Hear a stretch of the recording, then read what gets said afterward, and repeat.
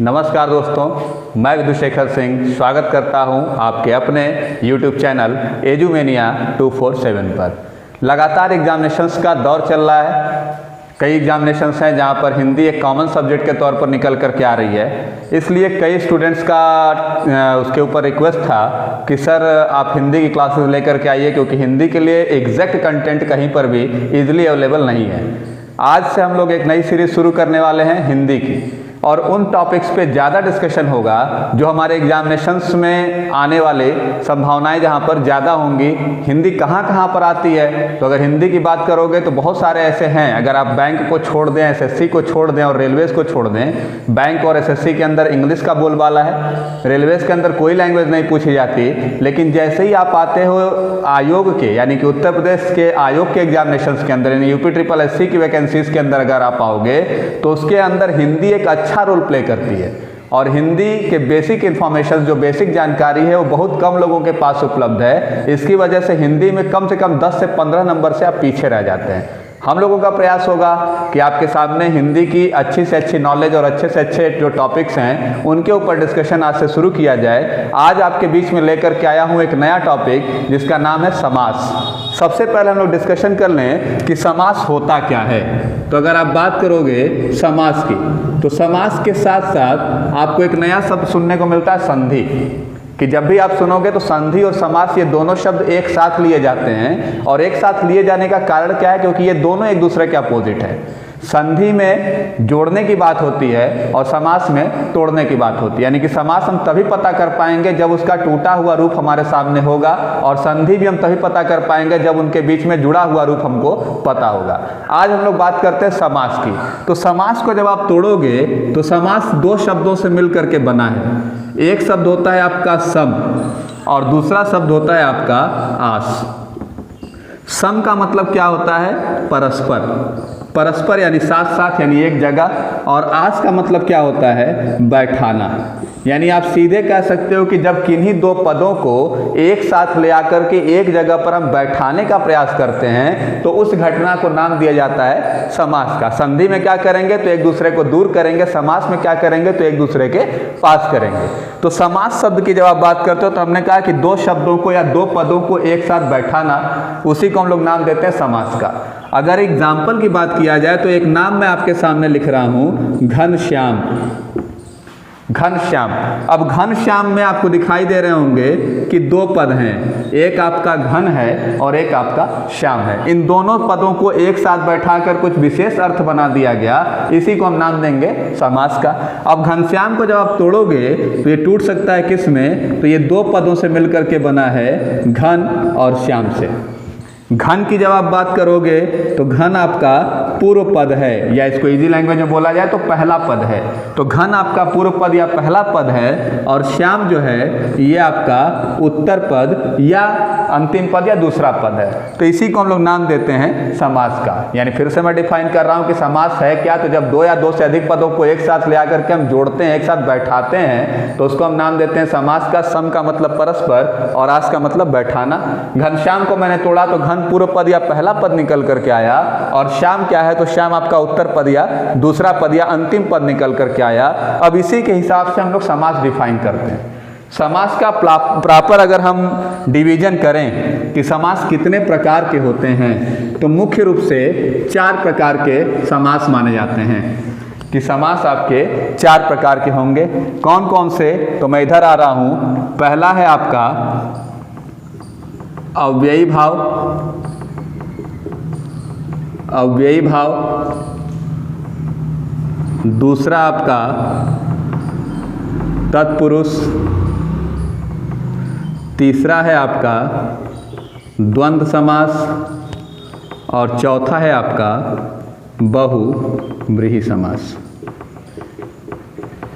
Normally अगर आपसे पूछा जाए कि आपके समास कितने प्रकार के होते हैं, तो ये आप हमेशा दिमाग में रखिएगा कि समास 4 प्रकार के होते हैं। कई लोगों के दिमाग में आ रहा होगा कि सर कर्मधारय और द्विगु समास कहाँ गए? यानी समास तो 6 प्रकार के होंगे। तो उनको मैं फिर से क्लियर कर रहा हूं कि तत्पुरुष समास का ही 2 अलग भाग होता है। और कौन कौन सा? तो एक होता है कर्मधारय और दूसरा होता है आपका द्विगु समास। यानी ये जो दो समास हैं कर्मधारय और द्विगु, वो किसके पार्ट हैं? तत्पुरुष। यानी कि अगर मुख्य रूप से पूछा जाए कि समास कितने प्रकार के होंगे तो समास 4 ही प्रकार के होंगे। फिर से याद दिला रहा हूँ, अव्ययी भाव समास, तत्पुरुष समास, द्वंद्व समास और बहुब्रीहि समास। अभी मैंने एक नाम लिया कि पहला पद पूर्व पद होगा और दूसरा पद द्वितीय पद या उत्तर पद होगा, उसी के आधार पर हम समास को बांटते हैं। कि सबसे पहले हमने कहा कि अव्ययी भाव समास किसको कहेंगे? तो आप हमेशा दिमाग में रखिएगा कि एक ऐसा समास जिसका पूर्व पद प्रधान होता है। यानी कि पूरे के पूरे जो शब्द है, पूरा का पूरा जो शब्द है, उस शब्द के अर्थ की डिपेंडेंसी किस पे होगी? तो पूर्व पद पर होगी। उसको हम नाम देते हैं अव्ययी भाव का। तत्पुरुष समास में क्या कहेंगे? तो तत्पुरुष समास में कहते हैं कि एक ऐसा पद जिसकी पूरी की पूरी डिपेंडेंसी उत्तर पद पर होती है, उसको हम नाम देते हैं आपका तत्पुरुष समास का। द्वंद्व में कहा गया कि जहां पर दोनों पद प्रधान होंगे, यानी कि दोनों के ऊपर डिपेंडेंसी होगी, बिना एक का नाम लिए दूसरे का नाम नहीं लिया जा सकता, वो द्वंद्व होगा। और बहुब्रीहि में कहा गया कि जहां पर दोनों पद यूज तो होंगे लेकिन दोनों की प्रधानता नहीं होगी, वो तीसरे का विशेषण बन करके आएंगे, उनको हम नाम देंगे बहुब्रीहि का। अब आता हूं एक एक समास के ऊपर डिस्कशन करता हूं। सबसे पहले हम लोग नाम लिखते हैं। फिर से याद दिला रहा हूं कि समास कितने प्रकार के होंगे? तो समास मुख्य रूप से 4 प्रकार के होंगे। ध्यान दीजिएगा कि कर्मधारय और द्विगु वो पार्ट होंगे किसके? तत्पुरुष के होंगे। पहला पद प्रधान होगा तो अव्ययी भाव, दूसरा पद प्रधान होगा तो तत्पुरुष, दोनों पद प्रधान होंगे तो द्वंद्व, और दोनों पद प्रधान नहीं होंगे तो बहुब्रीहि। ये नॉर्मल फिनोमेना है आपका समास का। आता हूं, पहले बात करता हूं अव्ययी भाव समास पे कि अव्ययी भाव समास है क्या। तो अव्ययी भाव समास में साफ साफ कहा गया कि जहां से अव्यय उठाया जाए, जहां से पहला पद प्रधान हो, यानी प्रथम पद आपका प्रधान होगा, उसको हम लोग नाम देते हैं अव्ययी भाव समास का। यानी किसी भी समास में पहला पद प्रधान होगा तो उसको हम लोग नाम देते हैं अव्ययी भाव समास का। एग्जाम्पल आपके सामने रख रहा हूं, यथाशीघ्र, या दूसरा एग्जाम्पल लिख रहा हूं यथा संभव। अब देखिए, अगर इनको 2 पार्ट में तोड़ा जाए तो पहला पार्ट आपका यथा और दूसरा पार्ट आपका निकल कर क्या आ रहा है? शीघ्र। कि पहला पार्ट आपका होगा यथा और दूसरा पार्ट होगा आपका शीघ्र। यानी कि यथा को हम कहें तो क्या कहेंगे? तो यथा को हम कहेंगे पूर्व पद और शीघ्र को क्या हम कहेंगे? उत्तर पद। अगर इन दोनों को अगर हम अलग अलग डिफाइन करें तो शीघ्र का कुछ मतलब है, यथा का भी कुछ मतलब है, लेकिन अगर शीघ्र को अलग यूज किया जाए, यानी उत्तर पद को अकेले यूज किया जाए, तो कुछ विशेष अर्थ नहीं निकलता।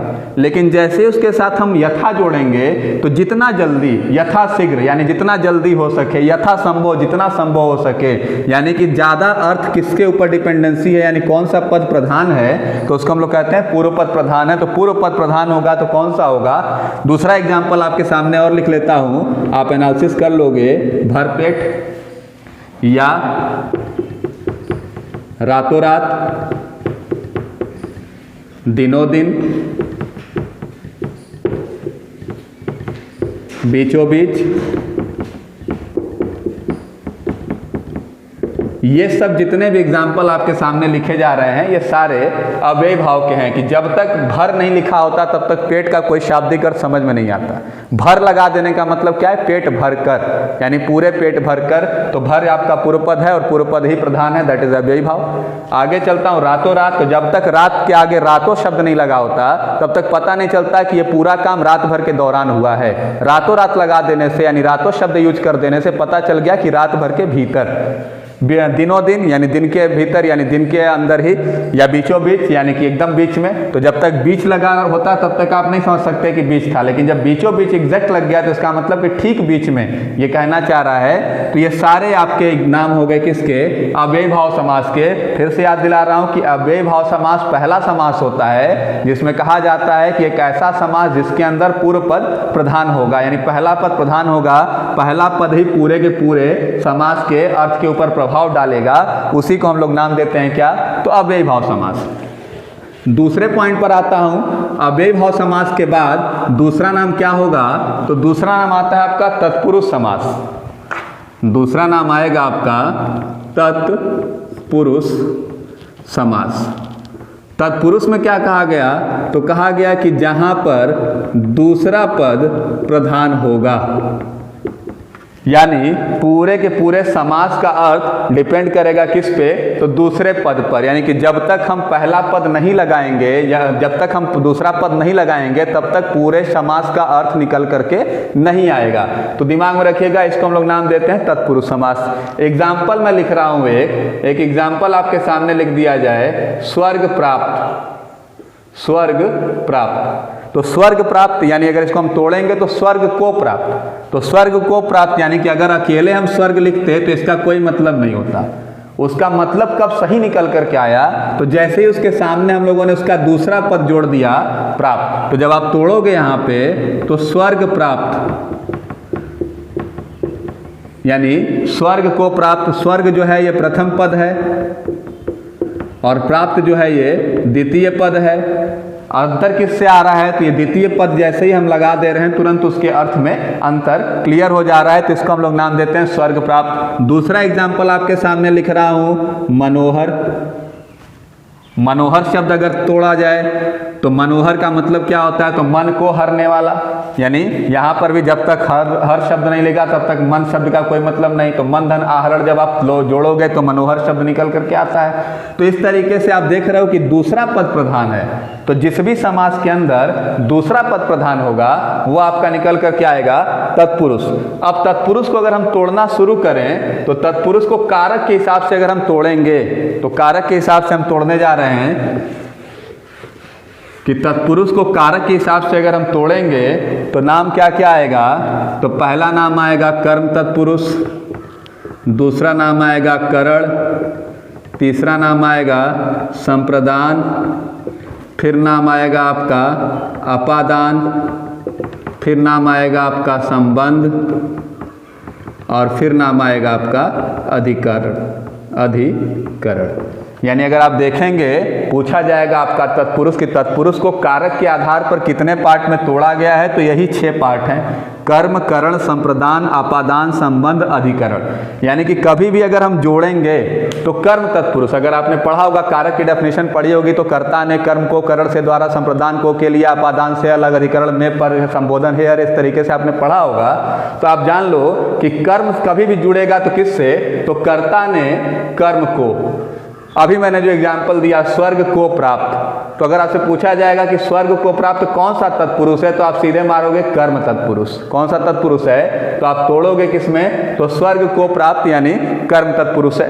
दूसरा नाम लिखा जाएगा करण शब्द के लिए क्या लगता है? तो करण के लिए लगता है आपका से, यानी कोई भी चीज जो जोड़ती हो। अब मैं इसके सामने एक नाम लिख रहा हूं रोगग्रस्त।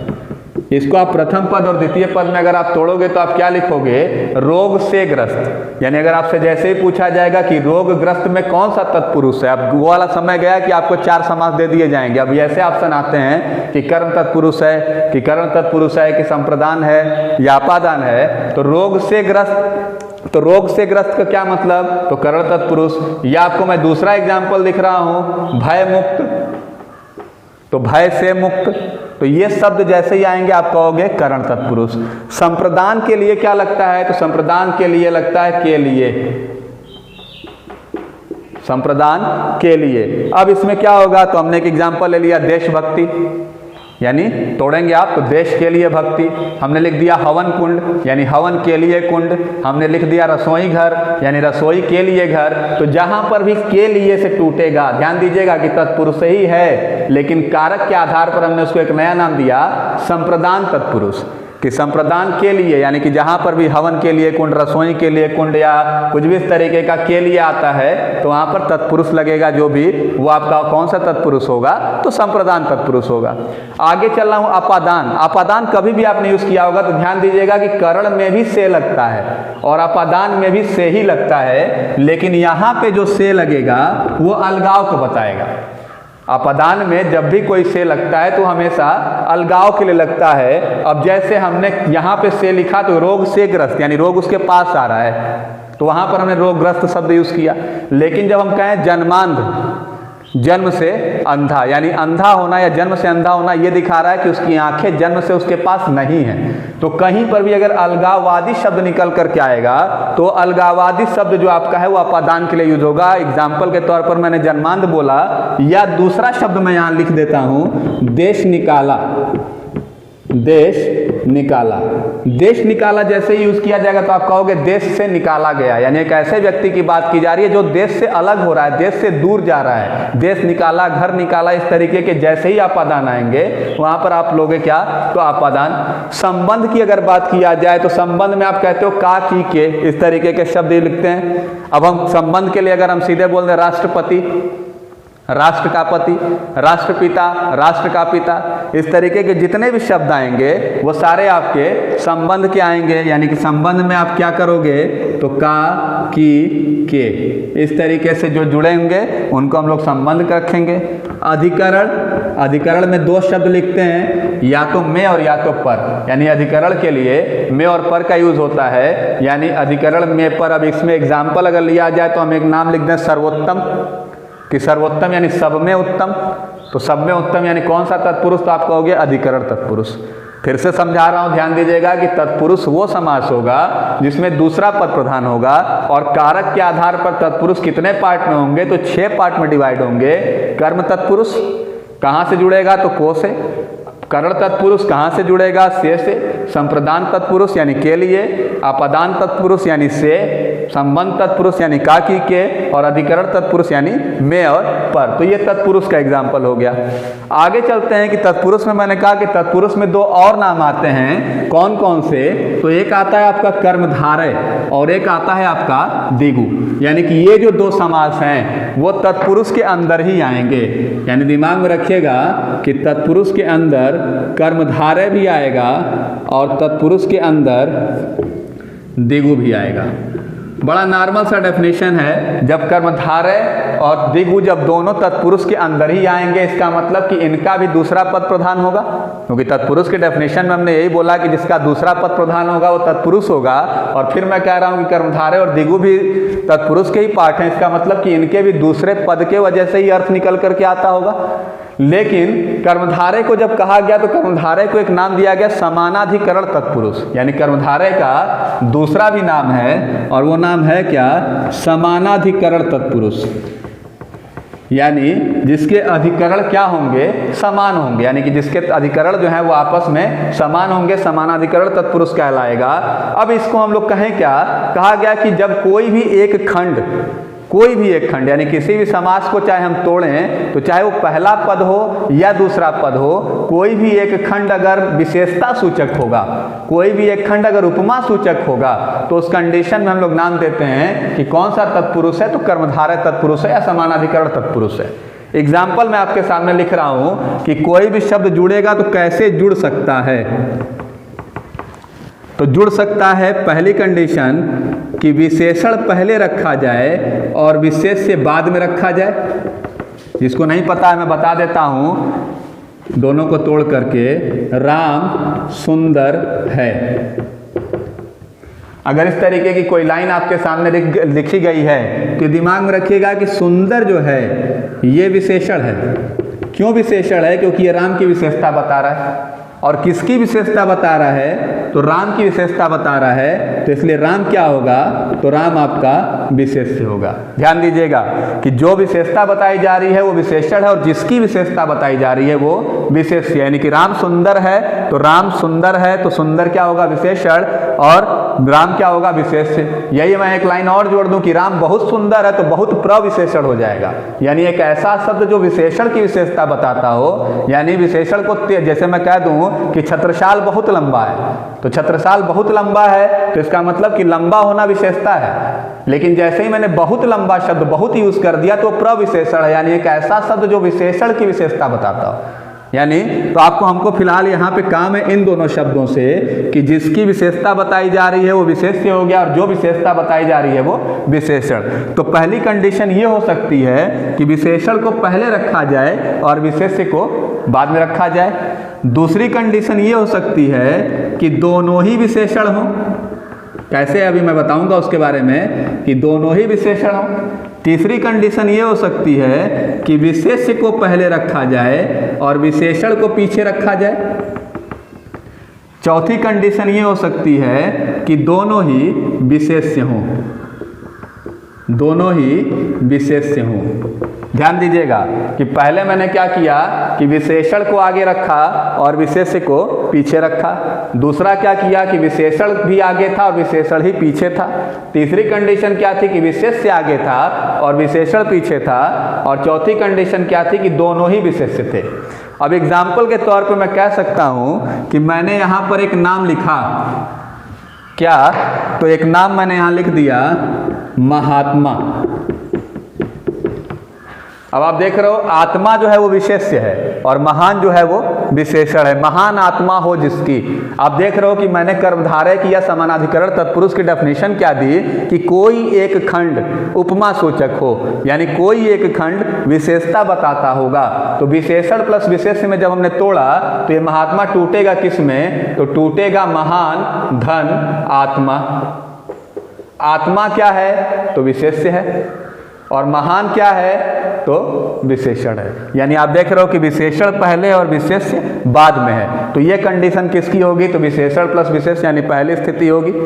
दूसरी लाइन में बोल रहा हूं तो दूसरी लाइन में कह सकता हूं कि विशेषण और प्लस विशेष्य, कि पहले हम क्या कर दें, विशेषण को आगे रख दें और फिर विशेषण रख दें, यानी विशेषण और विशेषण इन दोनों शब्द जो है वो विशेषण है। कैसे हो सकता है, तो मैंने एक लाइन लिख दी मोटा ताजा।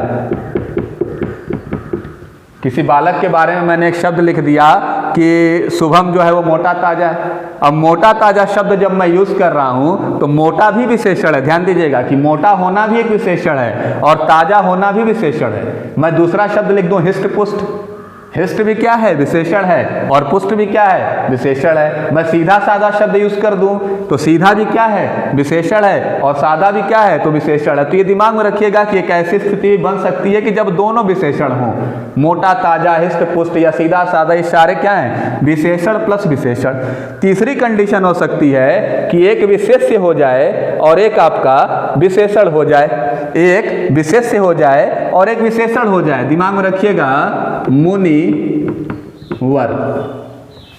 मुनि शब्द क्या है तो विशेष्य है, यानी जिसके बारे में चर्चा हो रही है, और वर का मतलब क्या होता है, श्रेष्ठ, यानी मुनियों में श्रेष्ठ। हमने विशेष्य को आगे कर दिया। यहाँ ध्यान दीजिएगा कि यहाँ विशेषण को आगे किया था और विशेष्य को पीछे किया था, यहाँ विशेष्य को आगे किया है और विशेषण को पीछे कर दिया। तो मुनिवर ये एक शब्द है क्या, तो ये हमने क्या दिया, मुनिवर जो शब्द है वो आपका वही होगा। आपका कंडीशन क्या बनेगी, तो विशेष्य को आगे कर दिया और विशेषण को पीछे कर दिया। फिर आगे चलते हैं कि दोनों विशेष्य हों। दोनों विशेष्य कैसे होंगे, तो हमने कहा चरण कमल। चरण और कमल, चरण भी क्या है विशेष्य और कमल भी क्या है विशेष्य, दोनों जुड़ जाते हैं तो एक विशेष उपमा देते हैं। तो इसका मतलब चरण कमल, नील कमल, इस तरीके के जितने भी शब्द होंगे वो दोनों शब्द आपके विशेष्य प्लस विशेष्य मिलकर के बनेंगे। तो ये कर्मधारय तत्पुरुष का एग्जाम्पल है। फिर से आ रहा हूं कि तत्पुरुष में दो आएंगे, कर्मधारय और दिगु। कर्मधारय तत्पुरुष, कर्मधारय को दूसरा नाम दिया जाता है क्या, तो समानाधिकरण तत्पुरुष भी बोला जाता है। कैसे डिवाइड होंगे, तो विशेषण प्लस विशेष्य हो सकता है, यानी कि विशेषण को आगे रखा जाए और विशेष्य को पीछे रखा जाए, विशेषण को आगे रखा जाए, विशेषण को पीछे भी रखा जाए, विशेष्य को आगे रखा जाए, विशेषण को पीछे रखा जाए, या दोनों जगहों पर विशेष्य रख दिए जाए। ये कर्मधारय तत्पुरुष के हैं। दिगु तत्पुरुष बड़ा आसान है। लोगों ने ट्रिक बताई मुझे कि जहां पर संख्या होगी वही दिगु होगा। तो दिगु तत्पुरुष भी क्या है, तो आप दिमाग में रखिएगा कि दिगु तत्पुरुष भी चूंकि तत्पुरुष का ही पार्ट है तो इसलिए इसका भी क्या होगा, द्वितीय पद ही प्रधान होगा, यानी कि दूसरे पद से ही क्या होगा, असर निकल कर क्या आएगा। तो दिगु के बारे में अगर हम बोलें तो दिगु को हम कह सकते हैं कि जो पहला पद होगा वो संख्यावाचक होगा, यानी इससे किसी न किसी संख्या का बोध होगा, और दूसरा पद जो है वो समूह को दर्शाएगा। जाहिर सी बात है कि जब पहला पद आप संख्यावाचक करोगे तो दूसरा जो बचा हुआ पद होगा वो समूह को बताएगा। मैं एग्जाम्पल लिख रहा हूं, देखते ही आप समझ जाओगे। चारपाई, आगे का पद जो है वो संख्यावाचक है और दूसरा जो है वो पैरों के समूह की चर्चा कर रहा है। दूसरा मैं नाम लिख रहा हूं दुपट्टा। दुपट्टा शब्द भी क्या है, तो पहला जो है वो आपका दो शब्द लगा हुआ और पट्टा जो है यानी दो पट्टे की बात हो रही है। दूसरा नाम लिख रहा हूं दो धारी, पहला शब्द जो है वो संख्यावाचक है और दूसरा जो है वो समूह दिखा रहा है। अगला नाम लिख रहा हूं त्रिभुवन, कई लोगों को ऑब्जेक्शन होगा इस पे, इसको क्लियर करूंगा कि क्यों बहुव्रीहि नहीं है या क्यों हम इसके अंदर रख रहे हैं। तो त्रिभुवन यहाँ पे भी संख्या है, त्रिपुरारी यहाँ पे भी संख्या है। तो ये दिमाग में रखिएगा कि पहला पद संख्यावाचक और दूसरा समूह। अब जरा बता दो कि पहला पद क्या यहाँ प्रधान है, नहीं, दूसरा पद जब लग रहा है तभी पता चल रहा है कि किसकी संख्या की बात हो रही है। तो तत्पुरुष का पाठ है, इसलिए मैं फिर से याद दिला रहा हूं कि तत्पुरुष का पाठ है तो दूसरा पद ही प्रधान होगा। तो जैसे ही दूसरा पद प्रधान होगा हम द्विगु कर देंगे, जहां संख्या दिखाई देगी हम द्विगु मार देंगे बिना सोचे, कोई ज्यादा दिमाग नहीं रखना है। और इस तरीके के कुछ ऐसे भी शब्द हैं जो बहुव्रीहि के अंदर भी आएंगे और जो द्विगु के अंदर भी आएंगे, तो ऑप्शन में कोई एक ही मिलेगा और नहीं मिलेगा तो फिर ये दिमाग में रखिएगा कि वो एग्जाम जो है वो आपका कहीं ना कहीं 1-2 नंबर का मामला जो है सुप्रीम कोर्ट हाई कोर्ट तक जाएगा। तो इसलिए आप एकदम परेशान मत होइए, वो आपका जो ऑप्शन है एक ही ऑप्शन होगा, बहुव्रीहि होगा और या तो फिर आपका द्विगु होगा। अगर ये दोनों ऑप्शन दिए हुए हैं तो आप कोई मार दीजिएगा, कॉमन नंबर मिलेंगे आपको, ये श्योर है। क्लियर है? तो ये दिमाग में रखिएगा। फिर से याद दिला रहा हूं कि द्विगु समास जो है वो तत्पुरुष का पाठ है और पहला पद जो होगा वो संख्यावाचक होगा और दूसरा जो होगा वो समूह होगा। आते हैं अपने अगले समास की ओर। उम्मीद है कि आप लोगों को आसानी से चीज़ें समझ में आ रही होंगी और अगर समझ में आ रही है तो ज़्यादा से ज़्यादा इस पेज को आप शेयर करते जाइएगा, लाइक करते जाइएगा, क्योंकि हिंदी के बेसिक नॉलेज के बारे में वीडियोस आपको बहुत कम मिलेंगे। और आने वाली जो वैकेंसीज आप सुन रहे हो कि लेखपाल की वैकेंसी आने वाली है या यूपी पुलिस की वैकेंसी आने वाली है, यूपीएसआई कांस्टेबल की आने वाली है, सुपर टेट की आने वाली, जितनी भी वैकेंसीज हैं उन सब में हिंदी लैंग्वेज का रोल बहुत ज़्यादा है और हिंदी लैंग्वेज ही कहीं ना कहीं सिलेक्शंस को आपको आगे लेकर के जाएगी, क्योंकि इंग्लिश क्लासेस आपको इजीली मिल जाती हैं, हिंदी की क्लासेस इतनी आसानी से उपलब्ध नहीं होती हैं। बेसिक से चल रहा हूं, अगले पर आ रहा हूं। अगला नाम आता है आपका द्वंद्व समास का।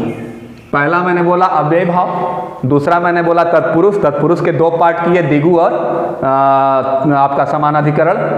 आगे चल रहा हूं द्वंद्व समास में। द्वंद्व समास में मैंने एक लाइन बोली थी कि एक ऐसा समास जिसका दोनों पद प्रधान हो। तो ज्यादातर टीचर्स ने क्या बताया कि जहां पर डैश लगा बेटा दिख जाए वही द्वंद्व है, लेकिन ऐसा कुछ नहीं। अभी मैंने मोटा ताजा एक एग्जाम्पल दिया जहां डैश लगा था, रातों रात एक एग्जाम्पल दिया जहां डैश लगा था, बीचों बीच एक एग्जाम्पल दिया जहां डैश था, यानी डैश लग जाने का ये श्योरिटी नहीं है कि वो द्वंद्व समास ही होगा।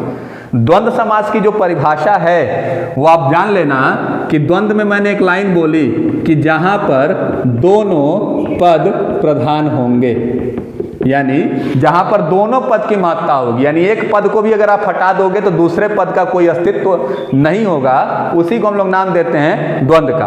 क्लियर है? अब द्वंद्व समास में कंडीशन क्या होगी कि द्वंद्व समास में कंडीशन यही होती है कि दोनों पद प्रधान होंगे। कैसे प्रधान होंगे समझना है, तो द्वंद्व का मतलब ही होता है जोड़ा, कि द्वंद्व शब्द का मतलब क्या होता है, जोड़ा। अब देखिए 3 तरीके का होता है। पहला नाम आता है आपका जिसको हम लोग बोलते हैं इतरेत्तर द्वंद्व, इतरेत्तर द्वंद्व। दूसरा नाम लेते हैं वैकल्पिक और तीसरा नाम आता है समाहार।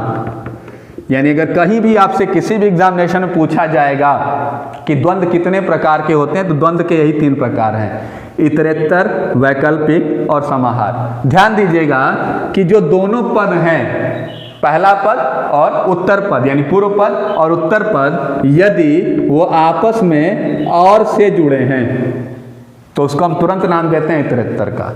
यानी यदि वो दोनों पद आपस में या से जुड़े हैं यानी अथवा से जुड़े हैं तो हमेशा नाम देते हैं वैकल्पिक का। जैसे मैं एक एग्जांपल दे रहा हूँ और ये भी दिमाग में रखिएगा कि ऐसे क्वेश्चन जब भी आते हैं तो पूरा का पूरा आपके सामने वाक्य रखा जाता है। जैसे मैं एक एग्जांपल ले रहा हूँ कि हमें अपने माता पिता का आशीर्वाद लेना चाहिए। अब माता डैश पिता के नीचे वो अंडरलाइन कर देते हैं और पूछते कौन सा द्वंद्व है, इतरेत्तर है कि वैकल्पिक है या समाहार है। तो माता और पिता दोनों का आशीर्वाद लेना चाहिए, माता या पिता किसी एक का आशीर्वाद लेना चाहिए।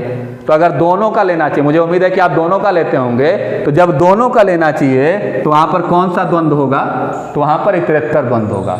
हमने कहा दिन रात कभी भी आ जाओ, तो दिन या रात कभी भी आना होगा कि दिन और रात दोनों टाइम आप आ सकते हो। तो दिन या रात, यानी या यहाँ पर लगेगा वो होगा क्या, वैकल्पिक। यानी जो द्वंद्व, ध्यान दीजिएगा कि यहाँ पर मैंने एग्जाम्पल क्या दिया, माता पिता, माता और पिता, ये डैश क्या रिप्रेजेंट कर रहा है, और को। या तो या मतलब दिन या रात कभी भी, फिर डैश लगा हुआ है, लेकिन ये डैश अभी क्या रिप्रेजेंट कर रहा है, तो वो रिप्रेजेंट कर रहा है वैकल्पिक को। तो ध्यान दीजिएगा कि 73 में माता और पिता, यानी जहां पर दो द्वंद्व आपस में दो जोड़े, द्वंद्व का मतलब मैंने बता दिया है कि द्वंद्व का मतलब होता है जोड़ा। तो जैसे ही आपस में जब ये और से जुड़ेंगे तो 73 द्वंद्व होगा, आपस में जैसे ही ये वैकल्पिक से जुड़ेंगे, या से जुड़ेंगे, तो तुरंत ये वैकल्पिक द्वंद्व होगा। अब आता है नाम समाहार का। समाहार का मतलब क्या है कि वो जुड़ते तो हैं लेकिन वास्तविक अर्थ निकल करके नहीं आता, लेकिन हम कहना कुछ चाहते हैं। जैसे मेरे एक मित्र ने मुझसे पूछा कि और बताओ लॉकडाउन में कैसा चल रहा है। मैंने एक स्टेटमेंट दिया कि बेटा लॉकडाउन में किसी तरीके से रोजी रोटी चल रही है। क्या मैं रोजी रोटी खाता हूँ, क्या मैं दाल रोटी खाता हूँ, लेकिन दाल और रोटी शब्द से निकल कर क्या आ रहा है कि मेरा खाना पीना सही तरीके से चल रहा है। बड़े लोगों को जब हम लोग इंडिकेट करते हैं तो हम लोग स्टेटमेंट देते हैं कि हम लोग सेठ साहूकार आदमी हैं। क्या वो वास्तव में सेठ ही साहूकार हैं? हो सकता है वो ठेकेदार हों और तब भी बड़े हों। यानी हम कर क्या रहे हैं कि नाम दे रहे हैं कुछ और, लेकिन अर्थ निकल करके कुछ और आ रहा है, तो वहां पर आता है क्या, समाहार, यानी एक जैसा। यानी हम एग्जाम्पल कुछ और ले रहे हैं, वो इंडिकेशन किसी और को दे रहा है, तो यहां पर हम नाम दे देंगे किसका, तो जहां पर हम इस तरीके के शब्द यूज करते हैं, सेठ साहूकार, रोजी रोटी, दाल रोटी, इस तरीके के शब्द जैसे ही आएंगे तुरंत आप समझ जाइएगा कि बात हो रही है किसकी, समाहार द्वंद्व की। ध्यान दीजिएगा कि जब और से जुड़ा होगा द्वंद्व तो 73 होगा, जब या से जुड़ा होगा द्वंद्व तो वैकल्पिक होगा, और जब कहना कुछ और चाह रहा और शब्द कुछ और यूज हो रहे होंगे तो वहां पर समाहार होगा। आते हैं अपने अगले यानी कि लास्ट समास की ओर, जिसका नाम है बहुव्रीहि समास। आपको अगर समझ में आ रहा होगा तो लाइक जरूर करिएगा और सब्सक्राइब जरूर करिएगा। फिर से आ रहा हूं अपने अंतिम समास की ओर, और नाम क्या है, बहुव्रीहि।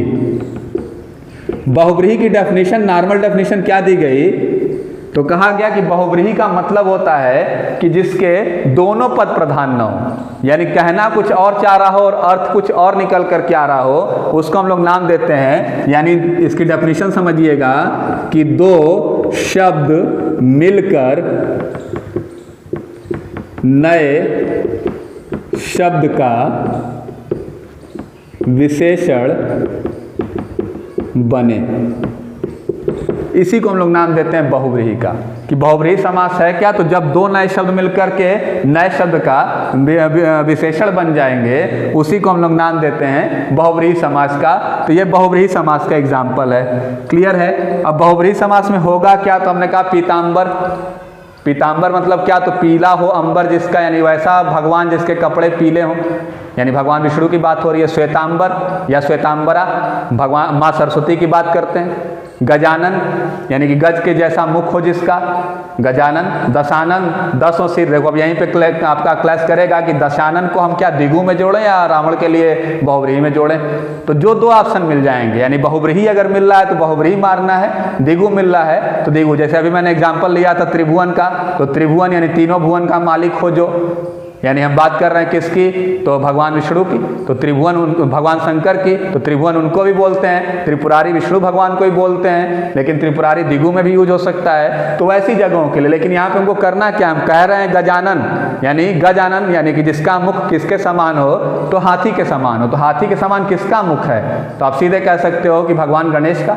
तो गजानन शब्द उनके लिए, दशानन 10 मुख जिसके या 10 सिर जिसके।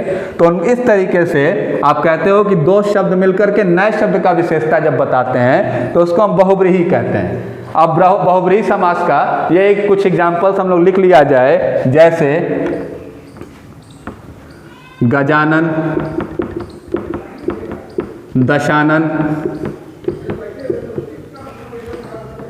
उसके बाद आपका पीताम्बर, इस तरीके के जितने भी नाम आएंगे कि कहा कुछ और जा रहा है और तीसरा शब्द का नया विशेषण बन जा रहा है, वो बहुब्रीहि समास के अंदर आएगा। तो ये हम लोग समास के ऊपर डिस्कशन किए। अब इसके कमेंट बॉक्स में आपको जो भी क्वेश्चंस पूछने होंगे या किसी जगह पे अगर आपको कंफ्यूजन क्रिएट हो रही होगी या कुछ भी इस तरीके की प्रॉब्लम आ रही होगी, तो कमेंट बॉक्स में आकर के आप उसको जरूर क्लिक करिएगा, उसको टाइप करके मुझसे पूछिएगा, रिवॉर्ड तुरंत मैं देता हूँ। हमारा वीडियो आपको अच्छा लग रहा होगा, पूरी उम्मीद है कि आपको पसंद आ रहा होगा। ऐसे ही हमारा साथ देते रहिए, लगातार हमारे चैनल को आप लाइक करिएगा, सब्सक्राइब करिएगा, शेयर करिएगा, बेल आइकन भी जरूर दबा दीजिएगा ताकि आने वाले वीडियोस के बारे में पता चले। हमारे साथ लगातार बने रहने के लिए धन्यवाद।